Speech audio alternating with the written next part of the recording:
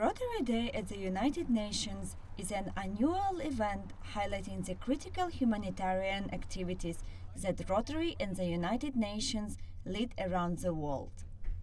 Every year, Rotary UN Day invites 1,300 participants, including Rotary directors, trustees, senior leaders and guests, to come to the United Nations headquarters in New York City. The program educates and insights the guests about partnership between Rotary International and the United Nations.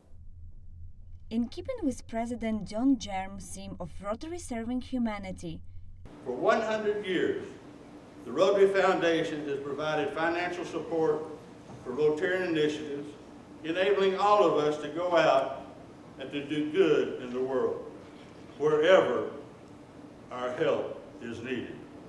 And in the wake of the adoption of the UN Sustainable Development Goals, this year Rotary Day at the United Nations focused on the theme of responsible business, resilient societies.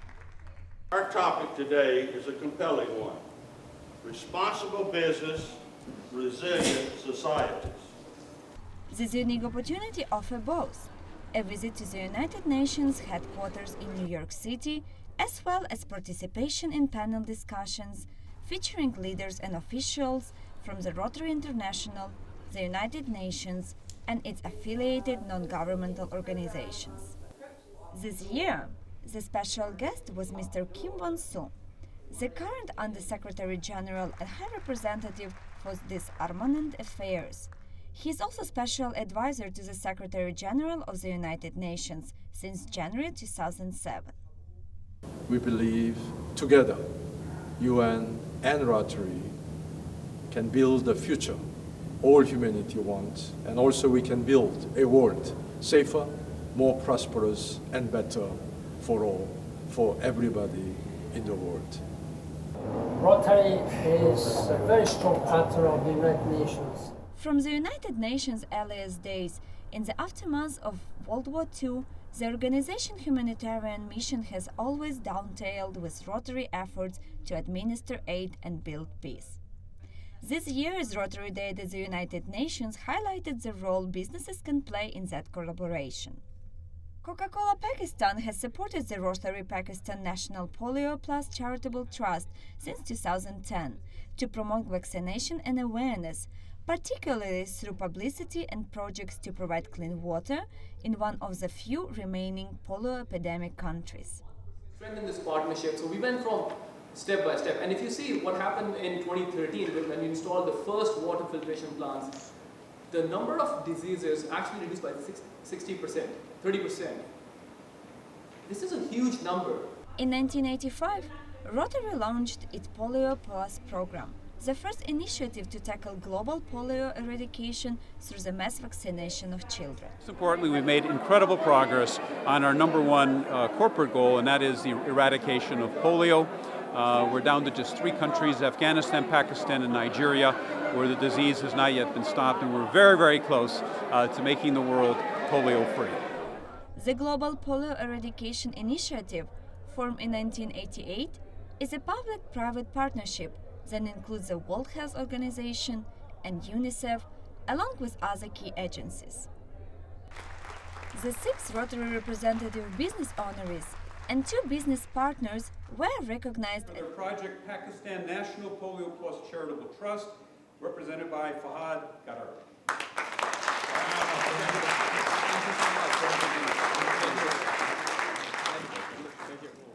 At the UN gathering for the inclusive business practices and outstanding contributions to improving their communities. Anne-Marie Mostert, Rotary Club of Southern Africa, from Sheshego Cares, a Johannesburg-based non-profit, in 2005 to offer education and job training and to teach entrepreneurship and leadership development to women and children. She also worked with Tom Shoes to mobilize 70 clubs in the country and provide 1.3 million pairs of its shoes. Sheshego Cares has really changed the landscape and social fabric of society in South Africa. We focus on education, and we strongly believe that through skills training in education, we can actually try and eradicate poverty.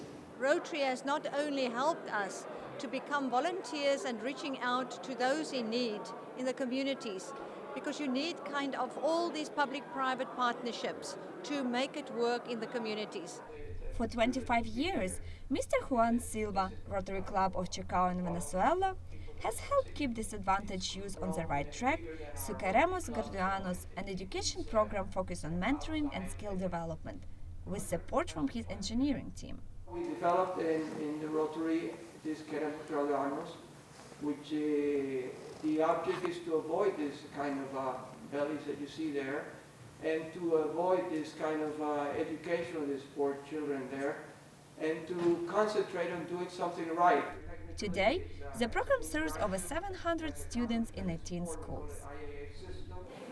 The vision of my organisation, 7 Women, is to create a more tolerant and compassionate world. After meeting 7 illiterate craft people during a visit to Nepal, Stephanie Woolard, Rotary Club of Melbourne, founded 7 Women to help Nepalese women make products to sell abroad. The program, which has trained and employed more than 1,000 women in the last decade, also teaches basic bookkeeping and computer skills. What inspired me the most about these women was when I asked them the question of what they would like to do in future if they had a proper income. They all said, every single one of them said they would like to support women in their villages back home. Rotary Day at the United Nations also includes a special program for young leaders interested in humanitarian service. Rotary Club provides an opportunity for young men and women to enhance the skills and knowledge that will assist them in personal development, to address the physical and social needs of their communities, and to promote better relations between all people worldwide throughout framework of friendship and service. We've been doing a lot of great projects locally and internationally, but the one project that we're going to be working on today, actually we have a fundraiser, is for Gift of Life International. So Gift of Life International is an organization that basically provides funds in order to have children with cleft hearts or heart disease to basically have the surgery where they can get it, and then that way, once that the heart is sewn up, and they can actually live long and productive lives. During the breaks between sessions, the guests had an opportunity to familiarize themselves with some of the active initiatives supported by Rotary. Rotary Day at the United Nations was concluded with a special closing plenary session. David Torper, social entrepreneur and journalist at Forbes, presented a motivational speech about adding profit by adding purpose. I will change the world. I will change the world. I will change the world. At FUTA, Dean of the Rotary Representative Network, encouraged everybody to sustainable action. Rotary is action to me. It's not something stable or static. It's an action. Rotary is energy, folks. The annual celebration of the joint efforts of Rotary International and the United Nations ended with a performance of the Rotary Peace Singers, which inspired further collaboration for the sustainable world.